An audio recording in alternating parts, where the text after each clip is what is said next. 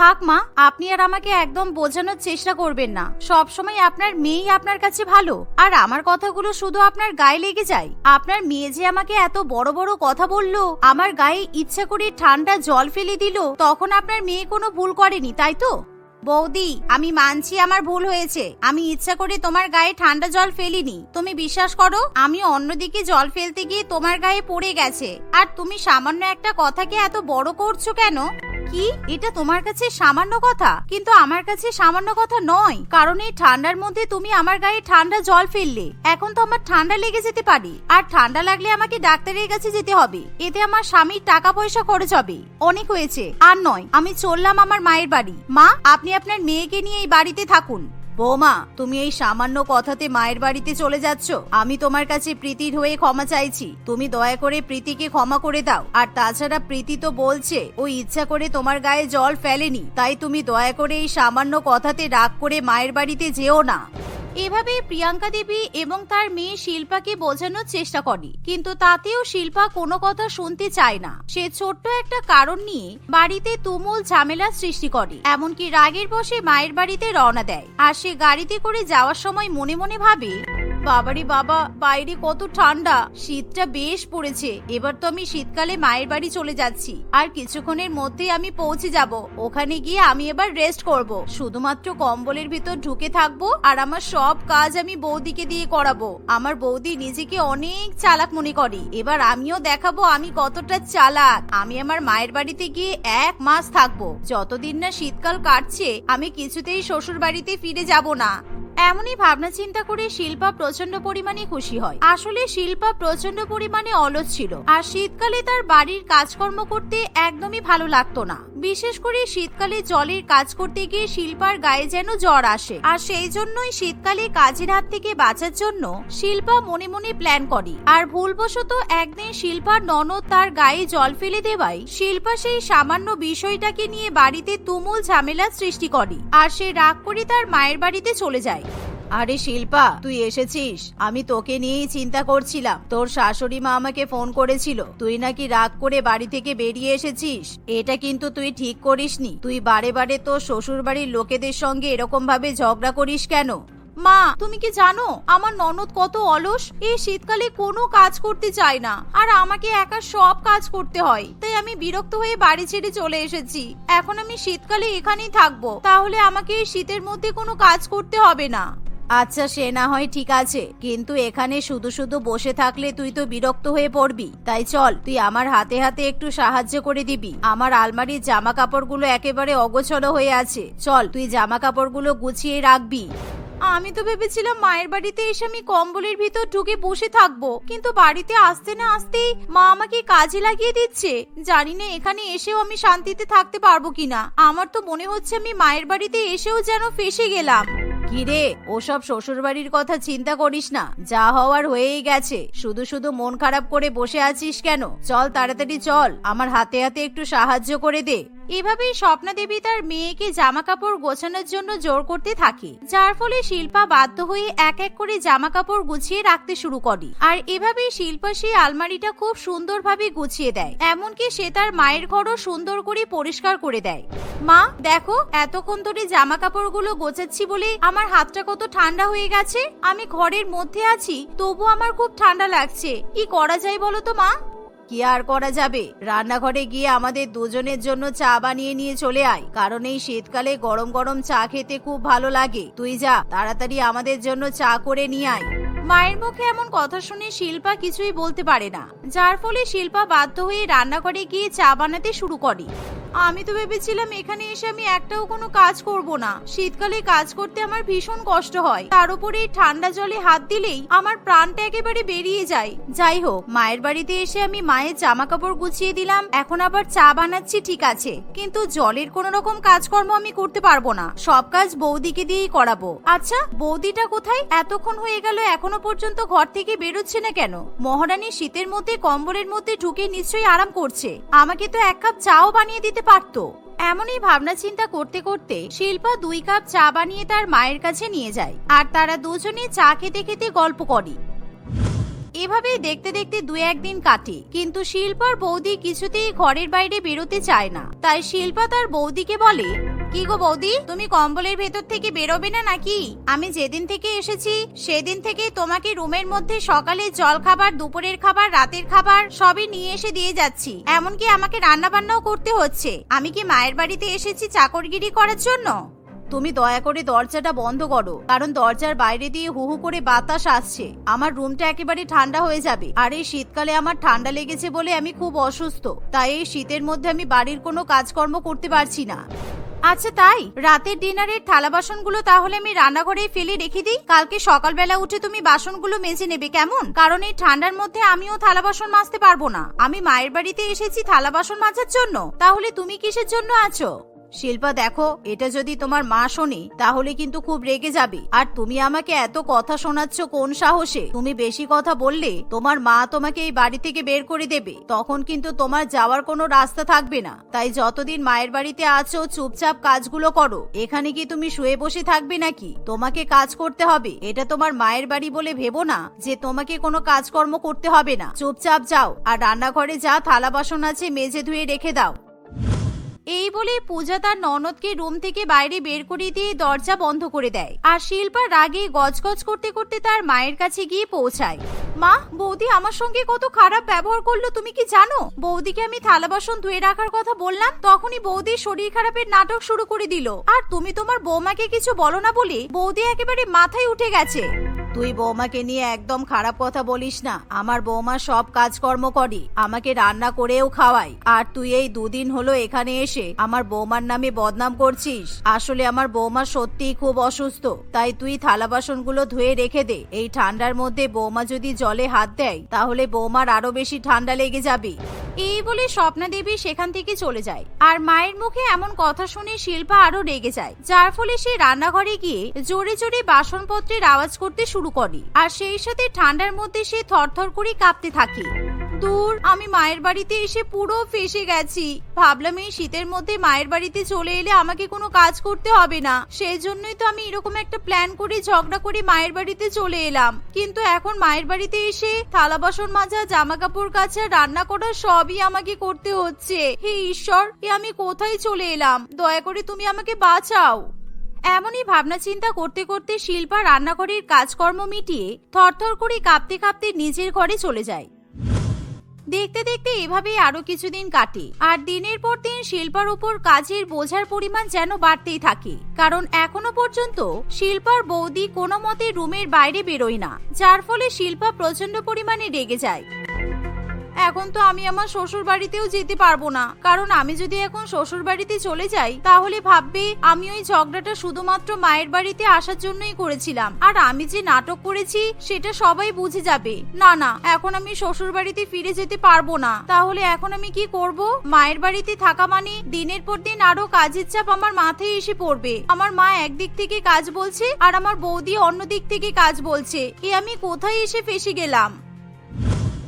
এভাবেই দেখতে দেখতে আরো কিছুদিন কাটে। কিন্তু এরই মধ্যে শিল্পা একটা প্ল্যান করে। শিল্পা পরের দিন তার মাকে বলে শ্বশুর বাড়িতে যায়। আর শিল্পাকে দেখে তার শাশুড়ি মা বলে, বৌমা তুমি ফিরে এসেছো?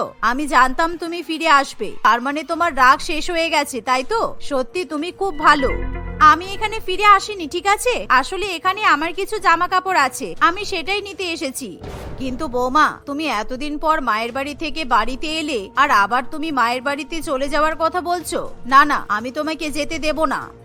এভাবে প্রিয়াঙ্কা দেবী তার বৌমাকে আটকানোর চেষ্টা করে, কিন্তু শিল্পা কোনো কথা না শুনে তার ঘরে চলে যায়। আর সে ইচ্ছা করে নাটক করে জোরে জোরে চিৎকার করে সবাইকে ডাকতে থাকে।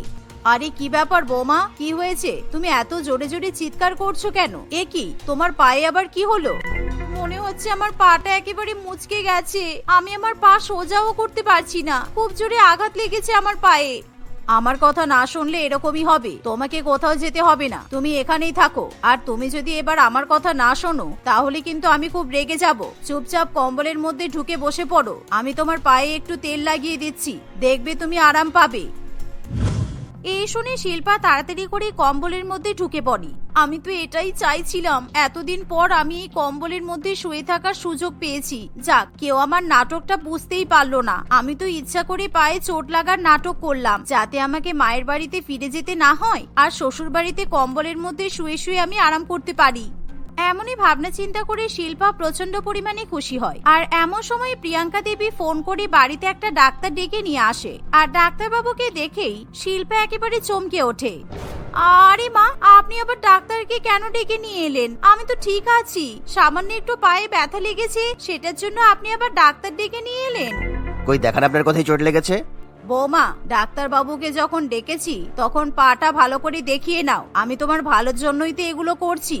শাশুড়ি মায়ের কথা শুনে শিল্পা ডাক্তারবাবুকে পা দেখাতে বাধ্য হয়, কিন্তু ডাক্তারবাবু শিল্পার পা দেখে বুঝতে পারে তার পায়ে কোনো রকম আঘাত কিংবা চোট লাগেনি। তাই ডাক্তারবাবু বলে, আরে এখানে তো কিছুই নেই, সামান্য একটুখানি আঘাতের দাগ পর্যন্তও তো নেই। আপনার বোমা মনে হচ্ছে আপনাকে বোকা বানিয়েছে। এই বলে ডাক্তারবাবু সেখান থেকে চলে যায়। আর ডাক্তারবাবুর কথা শুনে প্রিয়াঙ্কা দেবী তার বৌমার চালাকি ধরতে পারে। আসলে মা, আমার শ্বশুর বাড়িতে ফিরে আসার খুব ইচ্ছে করছিল, কারণ আমি মায়ের বাড়িতে গিয়ে পুরো ফেঁসে গিয়েছিলাম। আমার বৌদি এই শীতের মধ্যে কোনো কাজকর্ম করছে না, সারাদিন ঘরের মধ্যে বসে থাকছে, আর আমাকেই মায়ের বাড়িতে গিয়ে রান্না বান্না, জামা কাপড় কাচা, থালা বাসন মাজা সমস্ত কিছু করতে হয়েছে। সেই জন্য আমি জামা কাপড় নেওয়ার নাম করে বাড়িতে ফিরে এলাম, কিন্তু বাড়িতে এসে আমাকে যাতে এই শীতের মধ্যে কাজ করতে না হয় তাই আমি পায়ে চোট লাগার এরকম ভাবে নাটক করলাম। আপনারা আমাকে ক্ষমা করে দিন মা। এভাবে শিল্পা তার শাশুড়ি মায়ের কাছে ক্ষমা চেয়ে নেয়। আর শিল্পার এরকম পাগলামি দেখে প্রিয়াঙ্কা দেবী হেসে ওঠে। তাই সেদিন থেকে প্রিয়াঙ্কা দেবী শীতের মধ্যে তার বৌমাকে কোনো কাজ করতে বাধ্য করে না। শিল্পাকে তার শাশুড়ি মা এবং ননদ বাড়ির কাজে সাহায্য করে। এভাবে শিল্পা হাসি খুশি শ্বশুর বাড়িতে বাস করতে থাকে। পায়েল তার স্বামীর সঙ্গে একটি শহরে থাকে। মাত্র দুজনের ছোট্ট একটা সংসার ছিল তাদের। পায়েল সবসময় চেষ্টা করে তার স্বামী রজতের সমস্ত রকমের ইচ্ছাগুলো পূরণ করতে, আর রজতও ঠিক সেটাই করে। কখনো কখনো পায়েলের ইচ্ছা এতই অবান্তর হয়ে যায় যে রজত কেন পায়েল নিজেও বুঝতে পারে না এই অদ্ভুত ইচ্ছা সে কিভাবে পূরণ করবে। যেমন একদিন হঠাৎই পায়েলের তরমুজ দিয়ে পিৎজা খেতে ইচ্ছা হয়েছিল, কিন্তু কোথাও এরকম অদ্ভুত ধরনের পিৎজা পাওয়া যায় না। তাই রজত নিজেই বাইরে থেকে কিনে আনা চিজ পিৎজার উপরে পাতলা পাতলা তরমুজের টুকরো দিয়ে পায়েলকে পরিবেশন করে। এসব সহ্য করতে করতে রজত এখন অনেক বেশি পটু হয়ে গেছে। একদিন, আমার না একটা জিনিস খেতে ইচ্ছে করছে জানো, কিন্তু কি খেতে ইচ্ছে করছে আমি বুঝতে পারছি না। তবে আমি এটুকু জানি ওই খাবারটা না খাওয়া পর্যন্ত আমার শান্তি হবে না, কিন্তু খাবারটা কি আমি সেটাই বুঝতে পারছি না জানো। এ আবার কিরকম কথা শুনি? কি খাবে বলো? হয় আনিয়ে দিচ্ছি, না হয় বানিয়ে দিচ্ছি। তুমিও জানো আর আমিও জানি, তোমার যেটা খেতে ইচ্ছা হয়েছে সেটা না খাওয়ালে আমার মাথার একটা চুল আস্ত থাকবে না। আমি এমন কিছু খেতে চাই যেটাতে বিরিয়ানির মতো আলু থাকবে, ডিম থাকবে, মশলা থাকবে, ম্যাগির মতো নরম নরম হবে, কিন্তু বিরিয়ানির মতো অত চিবিয়ে চিবিয়ে খেতে পারবো না। তাহলে তোমাকে আমি আলু আর ডিম দিয়ে চাও বানিয়ে দিচ্ছি, সেটা খাও। ওটাতেও তো আলুও থাকবে, ডিমও থাকবে, আবার চিবিয়ে চিবিয়ে খেতে হবে না। কিন্তু ওটাতে তো বিরিয়ানির মতো মশলা থাকবে না। বিরিয়ানিতে যেরকম আতর, জাফরং আরো কত কিছু থাকে না, কত রকমের মশলা থাকে, চাউতে কি আর সেগুলো দিলে ভালো লাগবে? বোধহয় আমার স্ত্রীর এই অদ্ভুত খাবার গেমের ফাইনাল লেভেল চলে এসেছে। আজ হয় আমি রান্না করতে করতে মরে যাব, আর না হয় ও না খেয়ে মরে যাবে। আচ্ছা, ম্যাগি দিয়ে বিরিয়ানি খেলে কেমন হয় বলো তো? মানে ম্যাগি বিরিয়ানি? আমি বলতে চাইছি রান্নাটা পুরো বিরিয়ানির মতো করেই হবে, কিন্তু চালের জায়গায় ম্যাগি থাকবে। কোথায় আমি ভেবেছিলাম তোমাকে মাংস দিয়ে পায়েস বা চাল দিয়ে আলুর দম করে খাওয়াবো, আর সেখানে তুমি বিরিয়ানি দিয়ে ম্যাগি বানাতে বলছো। আমি ওটাই খাবো, আমি ঠিক করে নিয়েছি। আজ আমাদের বাড়িতে শুধু ম্যাগি বিরিয়ানি রান্না হবে, এছাড়া অন্য কিছু রান্না হলে আমি কিন্তু খাবো না। এই কথা শুনে রজত ভীষণ চিন্তায় পড়ে। সে জানে ম্যাগি বিরিয়ানি না বানানো হলে পায়েল সত্যি সত্যি আর অন্য কোনো খাবার খাবে না। তাই রজত ম্যাগি আনতে বাজারে চলে যায়। বেশ কয়েক প্যাকেট ম্যাগি এবং বিরিয়ানির মশলা কিনে রজত নিজেই একটা কচুরির দোকানে যায়। সেখানে গিয়ে সে পেট ভরে কচুরি এবং আলুর তরকারি খেতে থাকে। তাকে এরকম একটার পর একটা কচুরি খেতে দেখে তার এক বন্ধু খুবই অবাক হয়ে রজতের সামনে এসে বলে, কিরে, এক হাতে ম্যাগি এক হাতে বিরিয়ানি মশলা, এত কিছু থাকা সত্ত্বেও এরকম ভাবে বাইরে এত কচুরি খাচ্ছিস কেন? সন্ধ্যাবেলার টিফিন, দুপুরের খাবারের সরঞ্জাম সমস্ত কিছু কিনে নিও, এরকম ভাবে বাইরে পেট ভরানোর তো কোনো মানে হয় না। বৌদির সাথে ঝগড়া টগড়া হলো নাকি? হলে তো বেঁচেই যেতাম রে ভাই, অন্তত বউকে কয়েকদিন বাপের বাড়িতে পাঠিয়ে শান্তিতে প্রাণ ভরে খেতে পারতাম। কিন্তু কি কি হয়েছেটা কি বলতো? তোর কথাবার্তা ব্যবহার কোনো কিছুটি আমি তালগোল খুঁজে পাচ্ছি না। আমার বউ ম্যাগি দিয়ে বিরিয়ানি খেতে চেয়েছে। খাবারটা যে কতটা ভয়ঙ্কর হতে পারে সেটা নাম শুনেই তো বুঝতে পারছিস। তাই ওই খাবারটা যাতে বেশি না খেতে হয় সেই কারণে আমি বাইরে থেকে পেট ভরে খেয়ে নিচ্ছি। ম্যাগি দিয়ে বিরিয়ানি কে খায় রে? এসব খাবারের নাম শুনেই তো আমার মাথা ঘুরছে। এই জন্যই বোধহয় গুরুজনেরা বলে লাভ ম্যারেজ করে বিয়ে করলে এইসবই খেতে হয়। এই আমাকেই দেখ না, বাবা মায়ের পছন্দের মেয়েকে বিয়ে করেছি বলে প্রত্যেকদিন বউয়ের হাতের পোলাও, কালিয়া, মাংস কষা কত কিছু খেতে পারছি। কাটা খায় নুনের ছিটা দিস না ভাই, আমাকে ভালো করে পেট ভরে খেতে দে। এই বলে রজত আরো বেশ কয়েকটা কচুরি খেয়ে বাড়ির দিকে রওনা দেয়। তাকে রান্না শুরু করতে হয়, কারণ পায়েলের এরকম অদ্ভুত খাবার খাওয়ার ইচ্ছে হলে রজতকেই সেগুলো রান্না করে দিতে হয়। রজত তার নিজের রান্নার সামান্য অর্জিত জ্ঞান দিয়েই তার স্ত্রীর জন্য ম্যাগি বিরিয়ানি বানিয়ে দেয়। রজতের নিজের বানানো রান্না তার নিজেরই খেতে ইচ্ছা করে না। সে প্লেটে করে সেই বিরিয়ানি ম্যাগি পায়েলের সামনে রাখতেই পায়েল খুবই আনন্দ করে সেটা খেতে থাকে। এই ম্যাগি বিরিয়ানি পায়েলের এতটাই পছন্দ হয় যে সে আর অন্য কিছু খাওয়ার কথা চিন্তাই করতে পারে না। একদিন তাদের বাড়িতে পায়েলের মা রীতা দেবী আসে। তুই এখনো ছেলেটাকে দিয়ে নিজের পছন্দ মতো ভুলভাল রান্না করাস, তাই তো? আর কতদিন এসব করবি? রজত ভালো বলে কিছু বলে না, অন্য কেউ থাকলে তোকে বাপের বাড়িতেই পাঠিয়ে দিত। তুমি এসেই শুরু করে দিলে মা। তোমাকে আমি ডাকলাম তোমার জামাইয়ের হাতে রান্না করা একটা নতুন রেসিপি খাওয়াতে, আর তুমি এসে অন্য গল্পই শুরু করে দিলে। তোর পছন্দের নতুন রান্না মানেই তো ফুলকপির কেক, ভাজা আইসক্রিম, মিষ্টির পকোড়া, চকলেট বিস্কুট ফ্রাই, আরো কত কি। আমি কি এগুলো কম সহ্য করেছি? তুই নিজেও এসব খেয়েছিস আর আমাকেও খাইয়েছিস, এখন জামাইটাকেও ওইসব খাওয়াচ্ছিস। আজকে কি বানিয়েছিস শুনি? ম্যাগি বিরিয়ানি আমি বানাইনি, রজতই বানিয়েছে। একবার খেয়ে দেখো, তোমার এত ভালো লাগবে যে তুমি আর অন্য কোনোদিন কোন রকমের বিরিয়ানি খেতেই চাইবে না। তুই এই খাওয়াতে আমাকে ডেকেছিস? আমি এখনই বাড়ি যাব। এইসব কি আমার বমি হয়ে শরীর খারাপ করলে আমি একা একা বাড়ি যেতে পারবো না।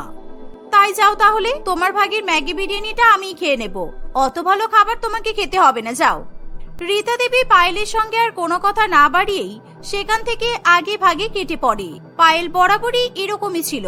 সবাই যেটা করবে বা সবাই যেটা খাবে সেটা পায়েলের একদমই করতে বা খেতে ভালো লাগে না। সেই কারণে পায়েলই তার বাড়ির একমাত্র মেয়ে যে নিজের পছন্দ করা ছেলেকে বিয়ে করেছে। পায়েলই তার বাড়ির একমাত্র মেয়ে যে পড়াশোনা শিখেও কোনো চাকরি না করে সোজা বিয়ে করে শ্বশুর বাড়িতে চলে এসেছে। পায়েল শুরু থেকে এমন বলে রজত তাকে কোনো কারণে খুব একটা বাধা দেয় না। একদিন তোর মায়ের কাছ থেকে শুনলাম তুই নাকি আজকাল প্রত্যেকদিন ম্যাগি বিরিয়ানি খাচ্ছিস। তুই সত্যিই এই গ্রহের মানুষ তো? তুই যে এভাবে বিরিয়ানির মান সম্মান নিয়ে ছিনিমিনি খেলছিস, সেটা যদি বিরিয়ানির আবিষ্কারক দেখতে পেত তাহলে হয়তো আত্মহত্যা করত। চুপ কর তো, লোকে বিরিয়ানিতে যা খুশি তাই মিশিয়ে দিচ্ছে, আর সেগুলো তো তোরা হা করে করে দেখছিস। আর আমি নিজের ইচ্ছে মতো বিরিয়ানি খেলে তখনই দোষ? তোর সাথে ঝামেলা করতে আমি এখানে আসিনি। তোর সাথে ঝামেলা করে কেউ জিততে পেরেছে? আমি যেই কারণে এসেছি সেটা আমাকে বলতে দে। তোরা তো এসে আমার খাবার নিয়ে নিন্দা করতে থাকিস, সেই কারণে নিজেদের আসল কথাগুলো বলতেই ভুলে যাস। বল এবার কি বলবি? আমাদের অফিসে একটা ফুড ফেস্টিভ্যালের আয়োজন করা হয়েছে। সেখানে প্রত্যেককে একেবারে নতুন কিছু খাবার বানিয়ে দেখাতে হবে। এরকম ক্ষেত্রে তুই ছাড়া তো আর কেউ আমার মাথাতেও আসে না, তাই তোর কাছেই চলে এলাম। তাহলে আর কি, ম্যাগি বিরিয়ানি বানিয়ে দে। বিশ্বাস কর, খুব ভালো খেতে। এখনো বেশ কিছুটা রাখা আছে, তুই খাবি? মেঘনা বেশ অনেকক্ষণ ভাবনা চিন্তা করার পর পায়েলের কাছ থেকে একটুখানি ম্যাগি বিরিয়ানি খেতে রাজি হয়। মেঘনা প্রথমে চোখ মুখ বাঁকালেও ব্যাপারটা যে তার বেশ ভালো লেগেছে সেটা তার মুখ দেখেই পায়েল বুঝতে পারে। তারপর থেকে মেঘনা মাঝে মাঝেই পায়েলের বাড়িতে আসে এবং তার কাছ থেকে ম্যাগি বিরিয়ানি বানানো শেখে। নিজেদের বানানো সেই ম্যাগি বিরিয়ানি দুই বান্ধবী মিলে মজা করে খেতে থাকে আর আনন্দ করতে থাকে। দেখতে দেখতে বেশ কয়েকদিন কাটে। পায়েল আজকাল এই ম্যাগি বিরিয়ানি ছাড়া আর অন্য কিছুই খেতে চায় না। সে রজতের জন্য মাঝে মাঝে রজতের পছন্দ মতো রান্না করে দেয়, কিন্তু বেশিরভাগ সময়ই রজতকেও পায়েলের এসব ভুলভাল খাবার খেয়েই কাটাতে হয়। একদিন রজত বাজার করতে গেছে এমন সময়, আজকাল রোজ তোকে বাইরের সব আবিজাবি খাবার খেতে দেখি, তোর স্ত্রী কি প্রত্যেকদিনই ম্যাগি বিরিয়ানি বানাই নাকি রে?